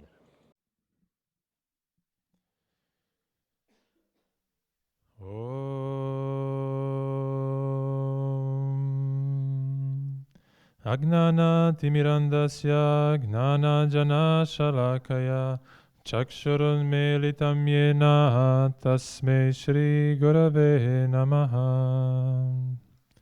Jai Gurudev. So tonight we have Bhagavad Gita chapter 5 verse 29. Bhuktaram yagna tapasam sarvaloka maheshwaram suhridam sarva bhutanam gnatva mam shantim rikchati. Knowing me as the enjoyer of all sacrifices and austerities, as the supreme lord of all worlds, as the friend of every being, one attains peace. So Krishna is being quite clear here about several things, and in this verse he says actually quite a lot. Knowing him as the enjoyer of all sacrifices and austerities, he says that he is the supreme lord of all the worlds, and this is something that Arjuna again doesn't get. He doesn't understand how heavy this is, what Krishna is telling him. He needs to keep repeating him throughout Bhagavad Gita who he's actually talking to, Arjuna. He tells him that he is the Supreme Lord, and Arjuna still has doubts and questions. He doesn't get it, so he needs to give it to him little by little. And we can observe this verse from several things, because he actually says quite a lot here. And Guruji, in his commentary, he talks about charity. He talks about how this is very important, how we should have this attitude of humble service to everybody, because the Lord is present in everybody's heart as Antaryamin. And by serving pretty much everybody, we are serving him directly, because he is, as it says, the enjoyer of all sacrifices and all austerities. So whatever we do to anybody, we've done to him, as Jesus said himself. And this is how one attains peace, because we don't think of ourselves, we don't think of our needs, we don't get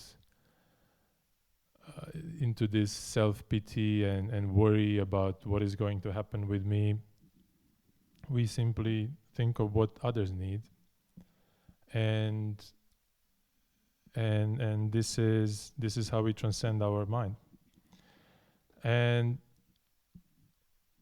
the difficulty here for Arjuna is that he keeps forgetting what Krishna tells him. He explained him how the mind works, how the attachment gets created, how through attachment and so on, through the process, we become completely deluded, and we forget who we are and what we are supposed to do. And he reminds him here again now that what he needs to do is simply serve him. He needs to do what Krishna told him to do. And because Arjuna is not aware of this, because he forgets about this thing, he struggles and he has obstacles, he has fears. He doesn't have trust because, again, he forgot that Krishna is the Supreme Lord. And that happens to pretty much all of us. And this is the only danger actually that we have. Because as long as we are aware of who he is, and as long as we have him in mind in everything we do, we are happy. Even though we are in Maya, even though we are in this world of duality, and even though every pleasure will result in this or that way with some kind of suffering, knowing the fact that we serve him gives us this patience and gives us understanding that there is something higher to attain beyond this world. And to illustrate this process of forgetfulness and stupidity, I will just give you a short story, an example.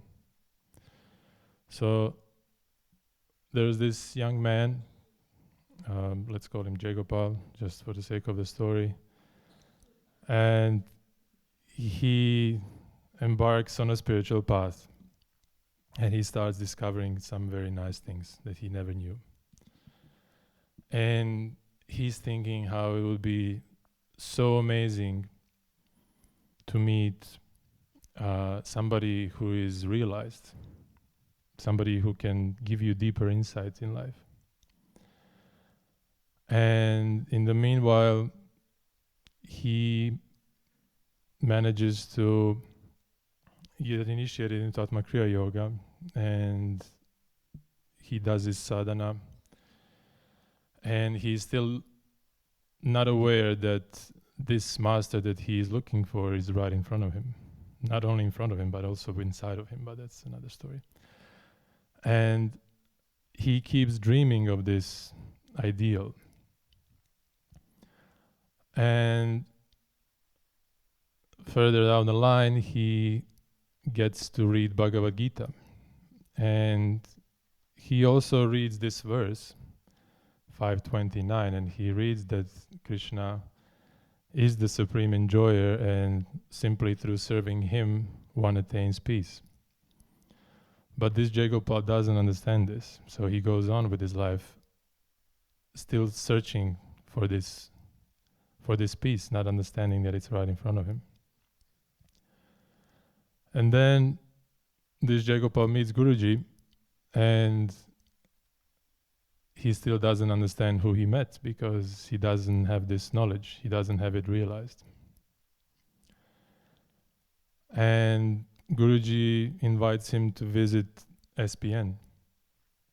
And he comes and visits SPN, and he's thinking how it would be great to live in such a community, because there one can really feel fulfilled.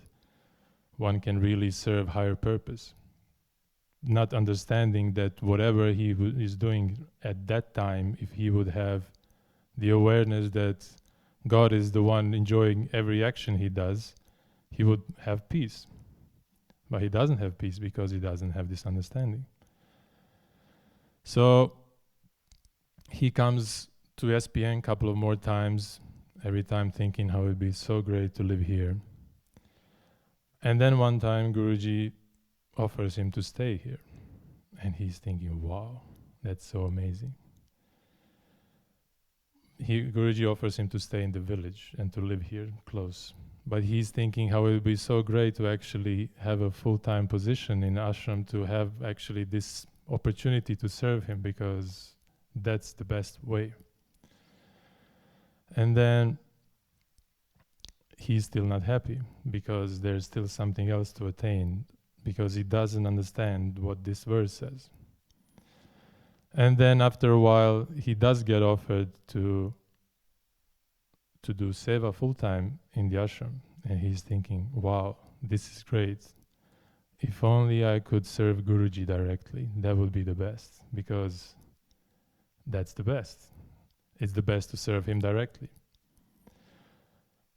And then he even gets that. He gets to serve Guruji directly. And what is he thinking? About other things. Why? Because Jaigopal keeps forgetting that he's doing stuff for Guruji. Whatever he does, he's doing for Guruji, but the closer he gets to him, it's only question of time when he will become complacent enough to forget what he's doing. And it's actually, today when I was reading this verse, and I was thinking a little bit about the whole thing, and I was reviewing this Jaigopal's timeline, and what I realized is there is not much difference in terms of the opportunity that he has given me, or him. Serving him directly, personally, like even in his room, is non-different than serving him wherever, like let's say in Croatia, where this Jaigopal lived before. If one doesn't have the awareness that he's serving him, it's still going to result in distress, in confusion, and all these things that Arjuna is feeling. And on the other hand, if one is aware of God, of Guruji being this enjoyer, being the one who receives every offering, every sacrifice, every sadhana, every work that we do, one is in this constant union with him. And this is what actually gives us pleasure. This is what pleases us, because we can be right next to him and not have this. And I don't know if you've ever experienced that, but that's very tough. Like, you know that you have everything you could even ever think of, and you're not able to use that. You're not able to feel any benefit of it.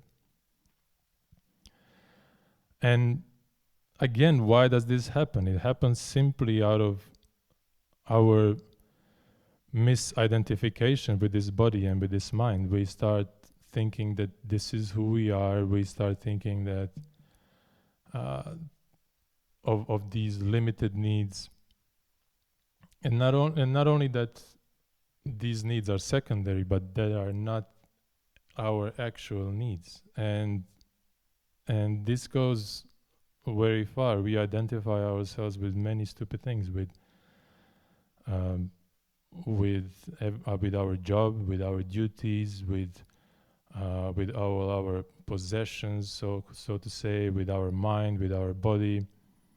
And I remember, like, throughout this path that I described, every time I would get something new from Guruji, I would take it as prasad, as something that is his.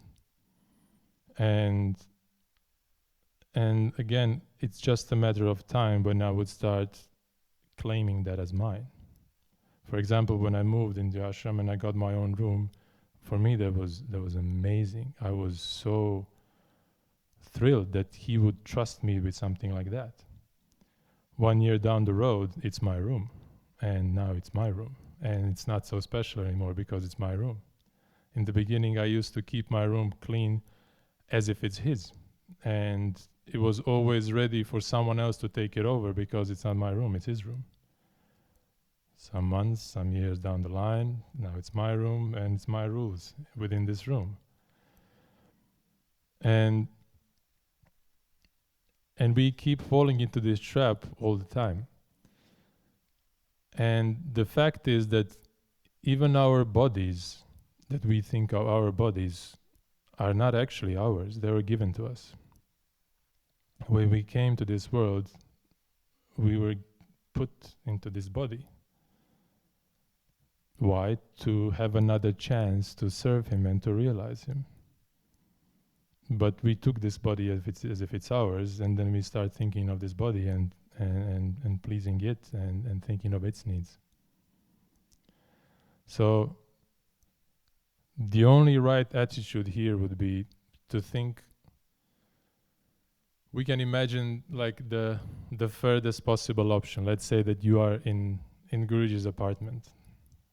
Let's say if you're Guruji's devotee, that would be the furthest possible place you can go, where it's very clear that nothing is yours and everything is his.